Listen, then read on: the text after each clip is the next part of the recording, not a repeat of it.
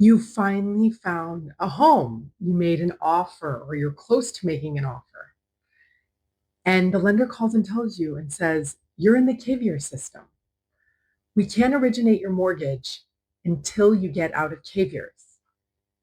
And that seems to be the explanation. You're confused. What does this even mean? What are the next steps I'm supposed to take? And this can derail your mortgage close. And in many instances, this can be fixed. And here at LoanSense, we do that and we'll tell you exactly how. I'm Kat. I'm the founder of LoanSense. We help people with their student loans so that they can achieve their dreams of buying a home. So we work in this space every day, and default and delinquent loans are becoming more common than ever. And when you default on your student loans, you're put into CAIVRS. It is a system that is a huge problem, but is fixable. And we're going to break it down. We're going to break down what is CAIVRS, how to get out of CAIVRS, and how to be able to originate and close on that dream home. So if you're in that situation, watch this video for a full breakdown. So before we get started, drop a comment below. Did you find out about a CAIVRS flag before or after you were under contract in your home, on your home? We'd love to get that data. Were you in contract or not? Go ahead and comment that. If you have any specific questions about this video, you can comment it as well. Give a thumbs up if you find this helpful, and share it with a friend or family member or somebody with student loan debt so they can prevent going into CAIVRS. So CAIVRS stands for the Credit Alert Verification Reporting System. It's a federal database managed by HUD, the Department of Housing and Urban Affairs, and every lender who originates a government-backed mortgage like an FHA product, a VA, or USDA product is required to check CAIVRS before approving your loan.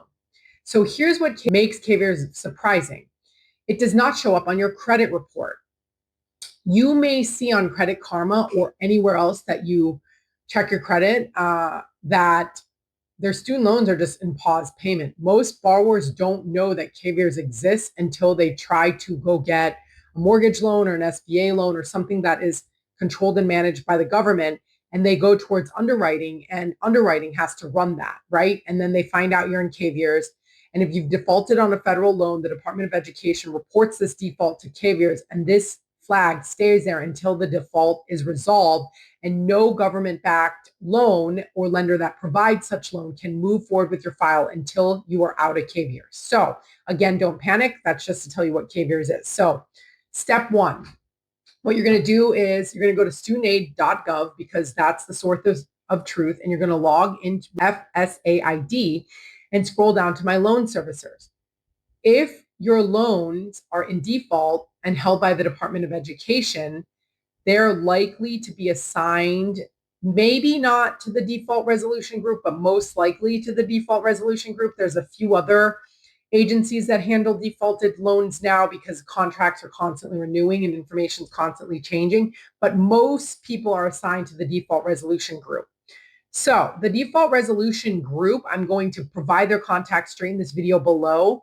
But I would check your studentaid.gov account first. But the default resolution group is the official federal servicer for borrowers in default, and their phone number is 800-621-3115. They're open Monday to Friday, 8 a.m. to 8 p.m. And the website is myedebt.edu.gov. Again, I will link all that information to contact them and find out more below.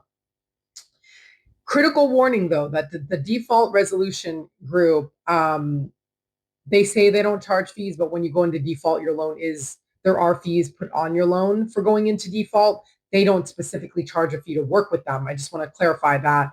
Their government office, they help you get out of default. LoanSense can also file it for you, and you don't have to manage them or call them, because we've observed and helped a few people call them, and they just use scripts saying a lot of words that's very hard for people to understand. And people also try to verbally negotiate a payment plan with the default resolution group, and it's also not the best possible plan. It's also very confusing. So I give you the number of the default resolution group if you want to do it on your own. LoanSense can also help you get out of default.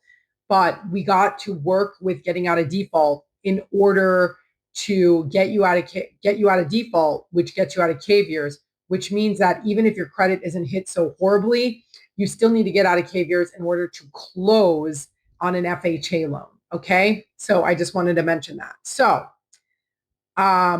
there's two pathways now. Whether you work with us or directly through the default resolution group, there are two pathways. There's a consolidation and rehabilitation. Choosing the right one does matter, so let me break down the differences in this video. Consolidation is definitely the fastest path. It will take about 2 to 3 months. You can apply for direct consolidation loan.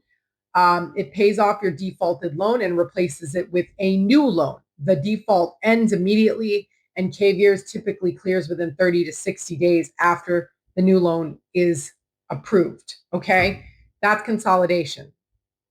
There's a big trade-off in consolidation that you make relative to rehabilitation. And the trade-off is that the original defaulted record stays on your credit for up to 7 years. And if you have been making qualified payments towards public service loan forgiveness, consolidation, actually the new law is consolidation does not reset it to zero with the one big beautiful bill. It takes the weighted average of all your loan forgiveness count and provides that. But the trade-off is that it stays on your credit as late payments or non-payments, because that's why you're in default, right? Because you didn't make payments. So that stays on your credit. That's the biggest trade-off. Rehabilitation takes longer, it takes 9 months, but it will remove all the negative items off of your credit. So let's say your credit isn't really hit hard because you're stellar and paying all your other bills, right? Let's say your credit is still in the 700s and you don't care that much and you rather close on a home sooner. Consolidations are out. But if your credit is being hit like horribly, like hundreds of points, like 60 to 100 points, and you're not in that big of a rush to close on a home, like you're not under contract today or anything, and you're okay giving up a home to find another home in the future, then rehabilitation may be right for you because you're agreeing to make 9 on-time payments over a 10-month period, and you can still choose out of any income-driven repayment program like income-based repayment, or you can even choose WRAP after July. I just made a full breakdown on WRAP versus IBR. You should look into that so you can know what program is best for you. But you choose one of those programs, and that will help get you on a plan that's based on your income regardless. And here's the differences. By completing rehabilitation, the default notation is removed entirely from your credit report. Consolidation does not do this. But from a CAIVRS standpoint, the flag typically starts lifting around month 5 and clears completely once the 9 payments are done. So that means it will not clear CAIVRS until you're done and out of rehabilitation. So to make that clear, even though they say it starts clearing at month 5, I don't know about that because we're not tracking CAIVRS like that.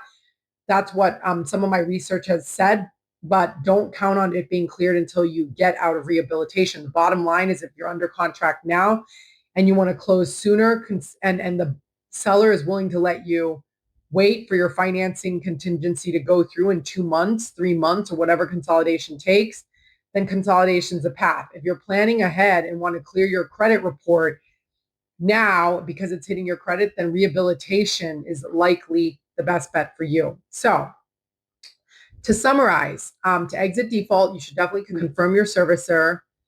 And if you come to LoanSense, we can help you get out of default with either consolidation or rehabilitation. We'll enroll you into an income-driven plan. And here's a step that most people forget that we can help you with. After your default is resolved, we can request a default clearance letter. Of course, you can request this yourself, but we can also request a default clearance letter confirming your loan is no longer in default. This document is called the MCR1 letter that you can provide to your mortgage lender as proof that your debt has been resolved. Why does this matter? Because CAIVRS does not update instantly, and there's processing lags between the Department of Education and updating your account and HUD reflecting the changes into the CAIVRS database. So this lag could be 30 to 90 days.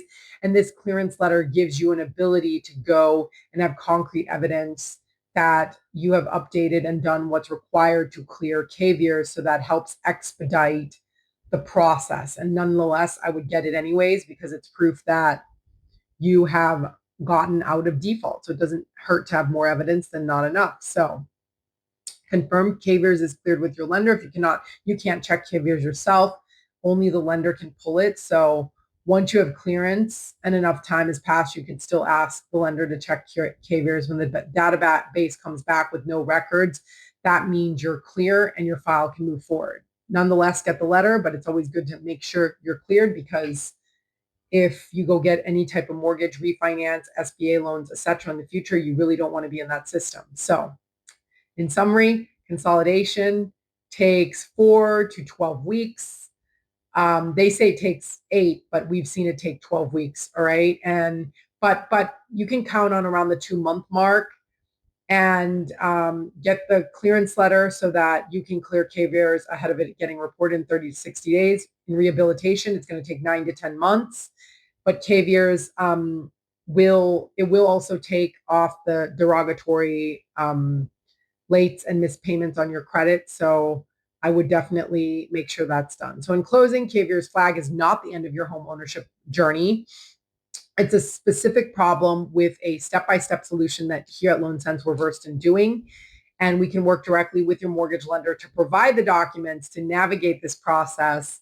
And we could take you from student loan stress and frustration to home ownership. And we cannot wait to help you. We're super passionate about that. So before you go, comment, did you find out if you were in CAIVRS before, after you're in contract, or ask any question and we will answer it. So if this helped, please share this video with anyone else that you believe could be trapped by this issue and be surprised once they start the mortgage process. We want to prevent that as much as possible.